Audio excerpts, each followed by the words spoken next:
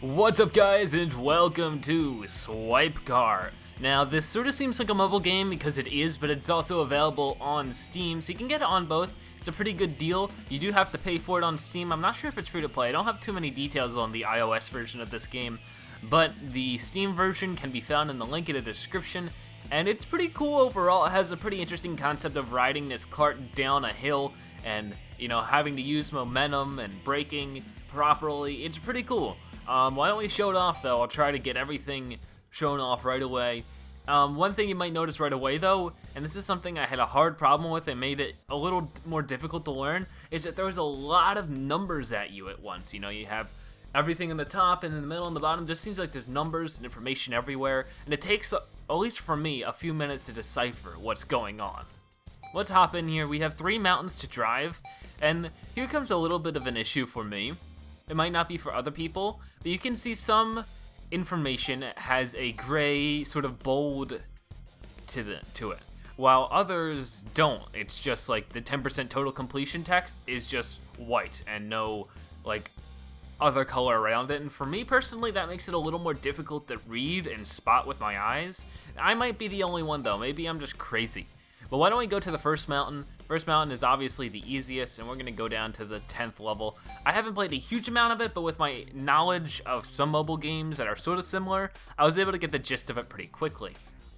Now, how it works is it's all about momentum. You can see that there's these green lights on the bottom of the track, and then we'll hit this pole right here. And now we can no longer increase our momentum. We can't press the go button anymore, and we have to rely on the momentum we created to make our way all the way down to the bottom of the slope. And that can be difficult at times. There's a lot of obstacles that could get in our way, and that's the main challenge of the game, is to get there in the best time possible or get the most like blue things. Now, am I going to be able to fall down here? Because I know if we go off to the left, we'll fall into the abyss. Oh gosh, oh gosh, oh gosh, ooh, we're gonna do it, just a little bit more, and we'll make our way through. Sweet. So I do want to make it clear that I am using an Xbox 360 controller to play this. You can use your mouse, and of course if you're using iOS, you're gonna be using your fingers, but you know, just so you know. Oh, and there's a boost pad. I haven't run into one of these yet, and this is cool. So yeah, you can't manually increase your speed, but there are different things in the level that will increase your speed. But there's a few gripes I have, I guess. I don't know, the music is... I don't have enough information on the music to properly give a good decision on it. Like, it's a good music, but some of the music I've heard in other places, and I'm not sure if they got that music producer to put their song inside this game, or if they ripped off the song. But it's like, there are definitely some, like, renditions of popular songs in here. And the art style itself is pretty simple, but still pretty enjoyable. I love how his face is just open when you're accelerating. He's like, oh gosh, oh gosh, oh gosh, oh no. But you get the idea of the game. That the main concept is very, very simple. This was a greenlight game though, so the community really did seem to enjoy the idea of it. And I do too. Alright, we're almost there. Can we do it? Yes. So these little blue things we collect are some type of currency too. We have 2 types of currency. We have this blue stuff, and then we also have some coins, which I have a lot of coins at this point. Then we can also garner some fans. And you can see we have a lot of information on this screen. It's sort of like our level roundup screen. It'll tell us how many fans we gained, how much money, and then we also get a our rank. Is this first place? Is this second place? And then we get the leaderboard, the global leaderboard, compared to other people online. I got 137, which is pretty cool. But we're actually going to go off of here, and we're going to show some other things off now. Like I said, we do have a large amount of levels, and that's pretty cool. That's very handy. We have a very large amount of levels for a lot of playtime.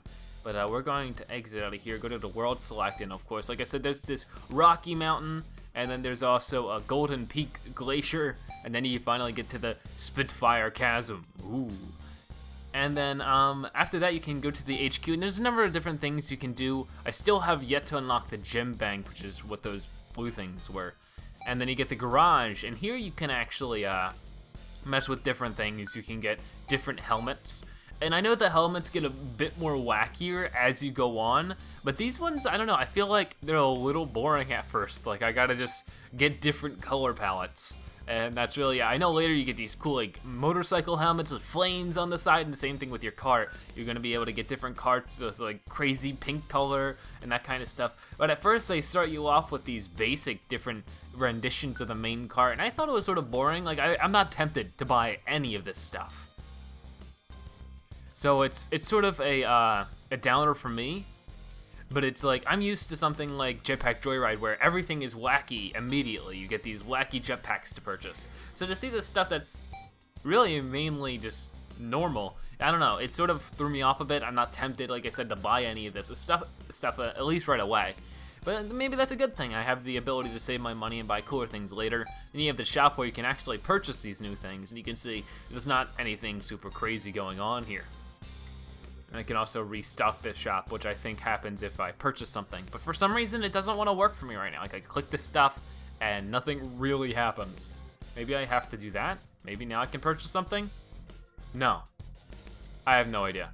I don't know, some things weren't really clearly explained, and some things were, and I was able to figure those out, of course. But, I mean, that's the basicness of it, and there really isn't too much more to it besides that. We also can edit. Oh, this is a big thing though. We can, well, the game crashed. Okay, like I was saying, we can go into the editor and we can make our own little tracks if we want. And this is really cool. Of course, if you're a creative one and you like to make your own things, this is an awesome game to pick up maybe. Maybe you want to make your own crazy puzzle tracks and make loop-de-loops and stuff like that. You know, this really isn't my forte. I'm not really into this kind of stuff, but I definitely know some people who are. And you know, you can do that here. It's very cool, it's very fun. From what I've seen, from what I've delved into it, it does have a good amount of like stuff you can do. I can put a teeter-totter here and just make a teeter-totter truck all over the place. Okay though, that's just about it though. You know, you have your options, your achievements, your credits, nothing too in-depth at all. But there we go, this is Swipecart. You can find it in the link in the description, coming out on May 6th, I believe. If not, then I'll put an annotation fixing what I meant. But thank you guys so much for watching, and I'll see you guys next time. Bye-bye.